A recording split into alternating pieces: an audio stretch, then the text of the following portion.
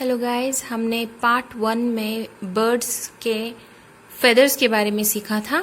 अब मैं पार्ट 2 करने जा रही हूँ। पार्ट 2 में भी मैं आपको बॉडी पार्ट्स जो बर्ड्स के हैं कौन कौन से हैं और उनके बॉडी पार्ट्स में जो मैं आपको पार्ट्स दिखा रही हूँ उसमें क्या क्या प्रॉब्लम्स हो सकता है, ये मैं आज के वीडियो में कवर करूँगी। जो फेदर्स कॉन्चर फेदर लेग तक जाते हैं उसके बाद उनका जो लेग का स्किन होता है उसे स्केल कहा जाता है। आप देख सकते हो रियो का लेग स्केल जैसा दिखता है क्योंकि उनके स्किन के ऊपर ये लेयर जो है वो स्केल की तरह है उनको प्रोटेक्शन के लिए, क्योंकि जब वो वाइल्ड में रहते हैं जो ट्रीज में वो उड़ते हैं, कभी कभी ट्रीज में थॉर्न हो सकते हैं, ट्रीज में हार्ड रफ सरफेस होता है जिसके वजह से उनका जो लेग का स्किन है वो हार्ड होना चाहिए। अगर आप देख सकते हो मैंने रियो का फिलहाल तो रिंग निकाला है क्योंकि मैं कंटिन्यूसली नहीं रखती हूँ, मैं उसको 2-3 दिन रखती हूँ फिर निकालती हूँ। मेरा मेन रीज़न उसको रिंग लेना ये नहीं था कि मैं उसके घर में उसे लगा के रखूँ। मेरा मेन रीज़न उसे रिंग लेना ये था कि वो अभी कभी बाहर जाए उड़ जाए तो उसके पैर में वो रहेगा तो लोग उसे पेट बर्ड समझेंगे, टेम्ड बर्ड समझेंगे, कोई उसे वाइल्ड या जंगली तोता नहीं समझेगा। तो जो स्केल है ये अगर जैसे बेबी बर्ड का एज होने लगता है, अभी रियो छोटा है 2.5 महीने का है, आप देखोगे उसका लेग का जो स्केल्स है जो स्किन है वो उतना रफ नहीं है। अगर आप बड़ा बर्ड देखेंगे तो आपको पता चलेगा कि उनके स्केल्स ज़्यादा है, उनका लेग ज़्यादा रफ है। इसी तरह जिसे इंसानों का होता है, जब एक बेबी बॉर्न होता है उनका स्किन सॉफ्ट होता है, जैसे वो मैच्योर होने लगते हैं उनका स्किन थोड़ा बदलने लगता है और वो जब बुढ़ापे की तरफ पहुंचते हैं तो उनको झुर्रियाँ आ जाती है। उसी तरह से बर्ड का भी एज उनके लेग से पता चलता है, या बहुत सारी चीज़ें हैं जिससे पता चलता है, पर एज उनके लेग में भी दिखाई देता है क्योंकि वो रफ होने लगता है। ऐसा एज जैसे बढ़ने लगता है वैसे उनका स्किन रफ होने लगता है। फिर दूसरा बॉडी पार्ट है उनकी चोंच। आप देखो रियो का चोंच कितना स्मूथ है, कितना फाइन फिनिश है उसमें। वैसे ही जैसे बर्ड बड़े होने लगते हैं उनके स्किन भी रफ, उनका जो चोंच का स्किन है वो भी रफ होने लगता है क्योंकि उनके जो चोंच है वो लेयर्स में बनाई गई है।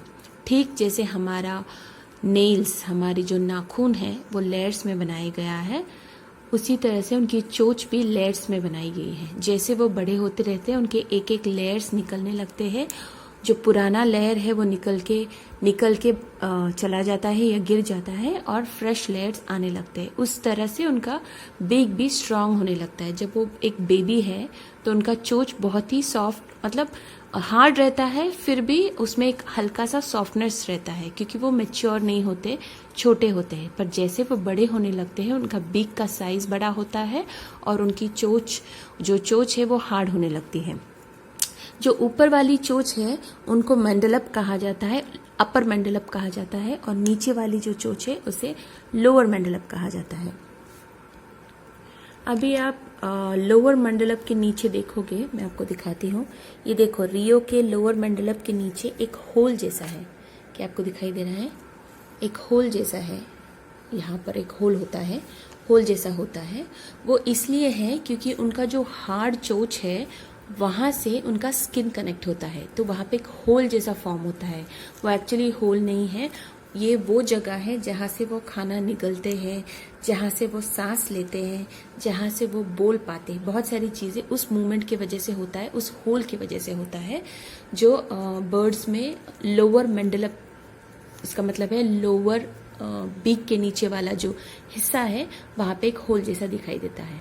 एक हेल्दी बर्ड का ऊपर का मंडलप और नीचे का मंडलप, मतलब ऊपर वाली चोंच नीचे वाली चोंच से प्रॉपर मिलनी चाहिए। आप रियो का देखो, प्रॉपर से मिल रहा है, ऊपर नीचे नहीं है, एकदम प्रॉपर अलाइंड है, तो वैसा मिलना चाहिए।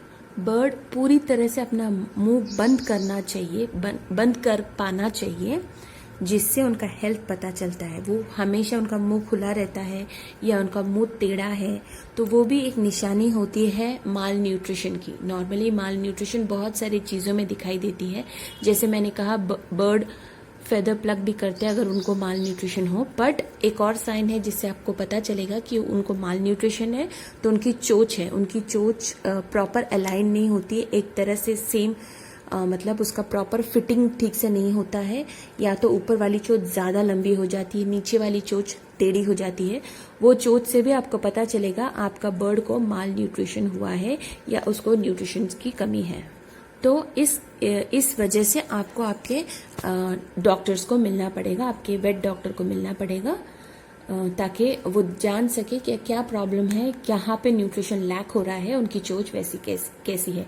डॉक्टर आपको ट्रीटमेंट बताएंगे। कुछ केसेस में ट्रीटमेंट सक्सेसफुल होता है, वो चोंच वापस एक जगह पे आ जाती है, स्पेशली जब वो बेबी बर्ड है, मतलब 4 या 5 महीने का बेबी बर्ड है और वो बढ़ रहा है, तो चोंच उनकी ट्रीटमेंट से ठीक हो जाती है। बट अगर वो बर्ड ऑलरेडी बड़ा हो चुका है, जैसे कि 10-15 साल का है, और वो ऑलरेडी उस चोंच के साथ वैसे ही जी रहा है इतने साल से, तो इसका मतलब है कि उसको वापस वो ठीक नहीं हो सकता है। न्यूट्रिशन की कमी शायद वो पूरा हो जाए, पर चोंच वो एक ऐसा हो जाता है कि वापस वो चेंज नहीं हो सकता।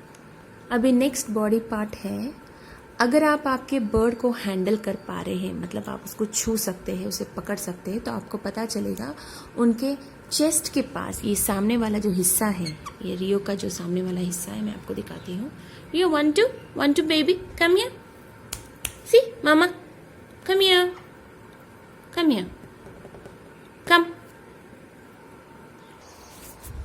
अगर आप आपके बर्ड को ऐसे उठा पा रहे हैं, तो आप एक बात समझ सकते हैं कि उनके छाती के पास यहाँ पर इस जगह पर एक लाइन जैसी दिखाई देगी।